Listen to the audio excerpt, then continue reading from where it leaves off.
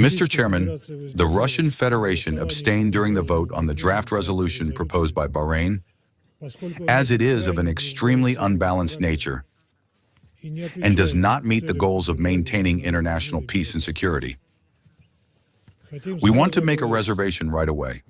We view the situation in which Middle Eastern countries find themselves today with understanding and regret. Moreover, Russia considers strikes against the territory, and especially against civilian infrastructure objects, of the Arab states of the Persian Gulf to be unacceptable. The leadership of our country and President Putin personally have, from the very first days, joined the efforts toward de-escalation and ending the bloodshed both in Iran and around it. However, to speak of attacks on the countries of the region in isolation from the root causes of the current escalation, namely the aggression of the USA and Israel against the Islamic Republic of Iran, is impossible and unjust. To deep regret, the resolution just adopted is framed in precisely such a biased and one-sided key. In it, cause and effect relationships are confused. If a person ignorant of international affairs reads it, they will inevitably get the impression that Tehran, of its own will and through malicious intent, committed an unprovoked attack on Arab countries. Attacks on the territory of Iran itself, not to mention those who stand behind them and carry them out, are not merely not condemned in the document, they are simply bypassed. And the Security Council has just signed off on this. It is also not mentioned that the authorities in Tehran have repeatedly emphasized that their retaliatory actions are directed not against the countries of the region, but against the American military facilities and infrastructure located on their territory, and are legitimate targets within the framework of Iran's right to self-defense in accordance with Article 51 of the UN Charter. It cannot but be noted that Washington, with its aggressive actions, essentially simply set up the Gulf states. The Americans ignored their repeated requests not to use the territory of Arab countries to conduct military operations against Iran. According to information from open sources, the United States is actively utilizing permanent basing points of its armed forces for these purposes, primarily in the monarchies of the Persian Gulf, and not for defensive or reconnaissance, but for offensive purposes. On the official website of the American Central Command as early as February 28th, with reference to its head Brad Cooper, it was reported that precision weapons were launched at Iranian territory, not only from water and air, but also from land. Obviously, this could only refer to the territory of countries neighboring Iran. It is no secret to anyone that the American base in Bahrain is the headquarters and brain center of the U.S. Fifth Fleet, which serves as the main strike force against the Iran. The U.S. Air Force base in Saudi Arabia is the main maintenance point for American aviation in the region. The largest air base, Al Udeid, located in Qatar, can be used not only as a crucial element of the global air defense system of the U.S. and NATO, but also for the deployment of strike fighters, bombers, and tankers, as well as for air defense suppression and target acquisition. The Al Dhafra base in the United Arab Emirates is also suitable for these same purposes and for gathering reconnaissance information. A significant role in carrying out the military operation against Iran is also played by U.S. bases in Kuwait, Jordan, and Iraq. Iran uses all of this in justification of its strikes against American military facilities in Arab countries.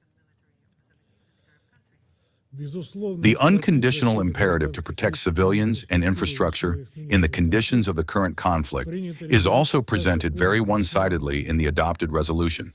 Strikes against peaceful citizens and objects are unacceptable under any circumstances and in any country. Neither in Iran, nor in Bahrain, nor in Jordan, nor in Qatar, nor in Kuwait, nor in Oman, nor in Saudi Arabia, nor in the United Arab Emirates, nor in Israel. However, from the Cooperation Council for the Arab States of the Gulf draft, one could conclude that it is as if no one has struck the peaceful citizens of Iran, as if there was no monstrous strike on the girls' school in Manab, as a result of which almost 200 children died, as if there was no cynical assassination of the supreme leader of Iran, Ayatollah Ali Khamenei, as if there were no strikes on objects of peaceful nuclear and oil infrastructure, threatening to turn into catastrophic consequences, and not only economic ones, for the residents of not only Iran and neighboring countries, but also states beyond the borders of the Middle East region. The authors of the draft simply propose that we close our eyes to these unlawful actions and unprovoked aggression against Iran by the U.S. and Israel. From the very beginning of the work on the text, the Russian Federation, along with Chinese colleagues, consistently brought these concerns to the attention of the Arab states. We voiced them during informal consultations and also provided the authors and all other members of the Council with our written comments and proposals. In specific terms, we propose the following to the authors. First, to call upon all parties to the current conflict to cease strikes. Second, to condemn strikes not only against the Gulf countries, but also against the territory of Iran, as well as to express regret in connection with the attacks on civilian objects that led to the deaths of peaceful residents and the supreme leader of the Islamic Republic of Iran, and solidarity with the people of Iran during this difficult time for them. Third, to demand that all states renounce provocations and any actions that could lead to the further unwinding of the spiral of escalation. Additionally, we spoke in favor of confirming the necessity of settling any disputes by peaceful means and a balanced indication that the right to self-defense in accordance with the UN Charter belongs not only to the Arab states but also to Iran. At the same time, despite the principled position of our country, in particular, the categorical condemnation of the aggressive actions of the U.S. and Israel, we tried to maintain our amendments in an extremely restrained key, without calling the initiators of the current crisis by name. In working on the document, we were guided by only one consideration: objectivity. However, the authors of the draft resolution simply ignored the position of Russia and China.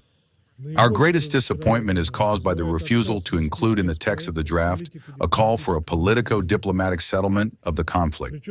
Moreover, this was done peremptorily and without any explanations, as if we were speaking into a void.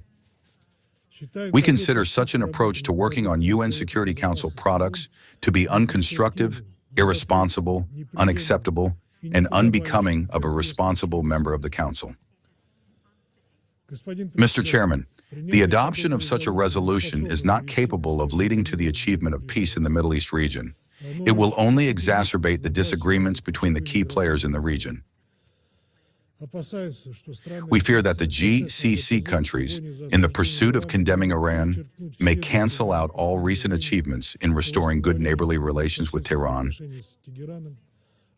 as well as push away for many years the prospect of forming a space of common security for all countries of the region.